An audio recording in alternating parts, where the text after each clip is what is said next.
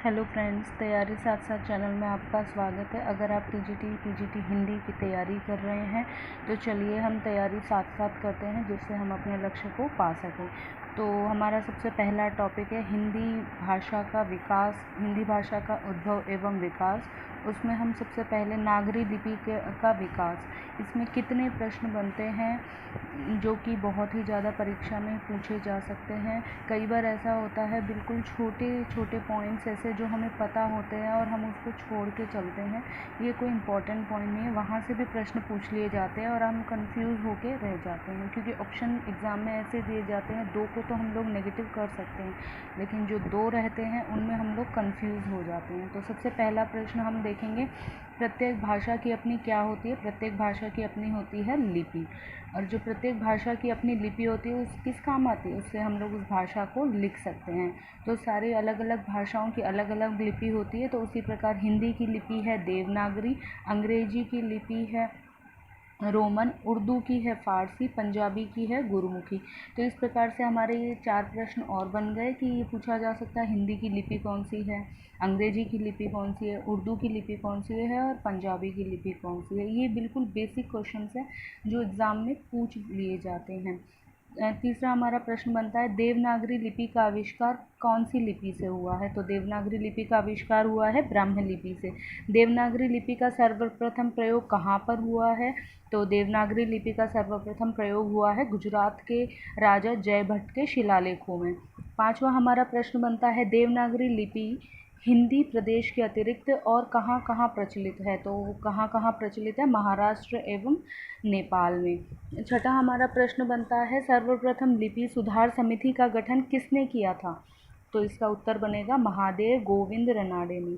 तो देवनागरी लिपि में वर्णमाला का वर्गीकरण कैसा है? तो बिल्कुल वैज्ञानिक है। कई बार बोला जाता है कि हिंदी की वर्णमाला में बहुत अधिक वर्ण दिए गए हैं, तो ये नेगेटिव है, लेकिन ये नेगेटिविटी ना होके ये बिल्कुल वैज्ञानिक तरीके से देखा जाए तो हिंदी एक ही ऐसी भाषा है जिसके अंदर हर एक स्वर के लिए अक्षर मिलते हैं हमें, तो जैसा बोला जाता है वैसा ही लिखा जाता है। तो इसलिए जो हिंदी के वर्णमाला है देवनागरी लिपि में की लिपि में जो वर्णमाला है हिंदी की वो बिल्कुल वैज्ञानिक है। देवनागरी लिपि में जो कंठ से बोले जाने वाले शब्द व्यंजन कौन कौन से हैं?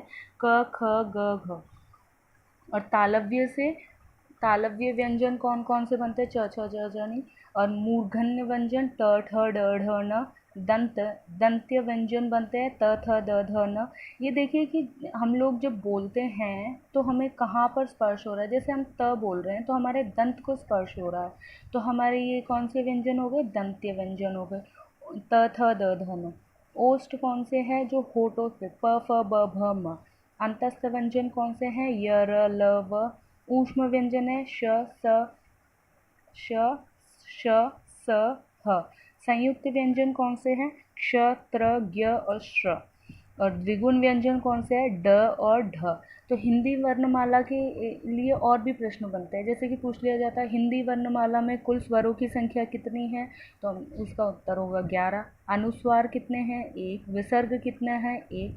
हिंदी वर्णमाला में कुल व्यंजन कितने हैं? 39। तो देखिए 11, 2 और 39। तो अगर हमें से ये पूछा जाए हिंदी वर्णमाला में कुल कितने वर्ण हैं तो हम लिखेंगे 52।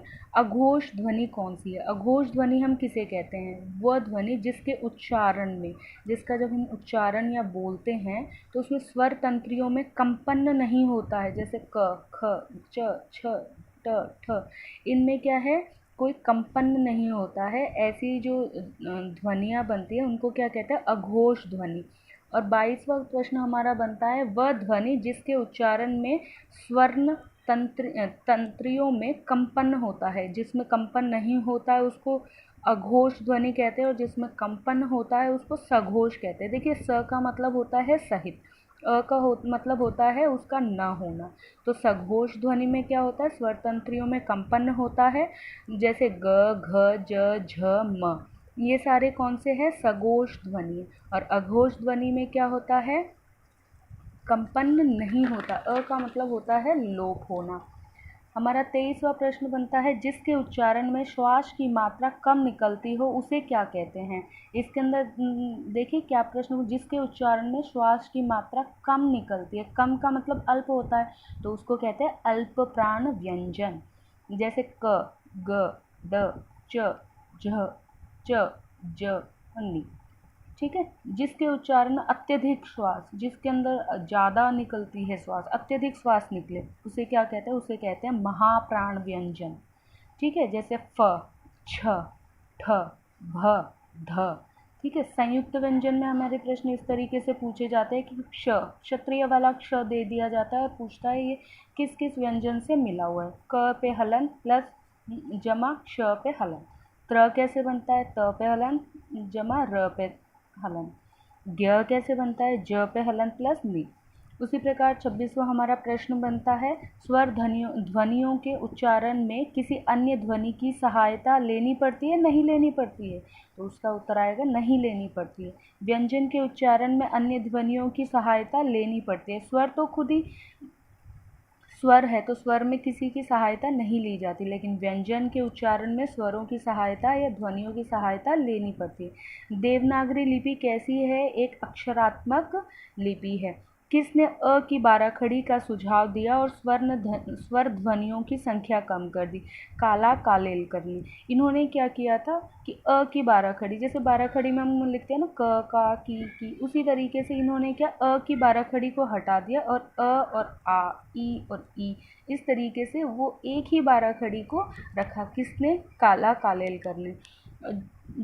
किसने पंचमाक्षर, जैसे हम आधा न आधा अण लिखते हैं, उसके स्वर पर अनुस्वार मतलब बिंदी लगाने का, जो हम अंग से अंगूर में बच्चों को बताते हैं अ के ऊपर बिंदी लगाओ, उसी प्रकार से कि इनके बदले हम लोग अनुस्वार का प्रयोग करें। ये सुझाव किसने दिया था, ये सुझाव दिया था डॉक्टर श्याम सुंदर दास ने।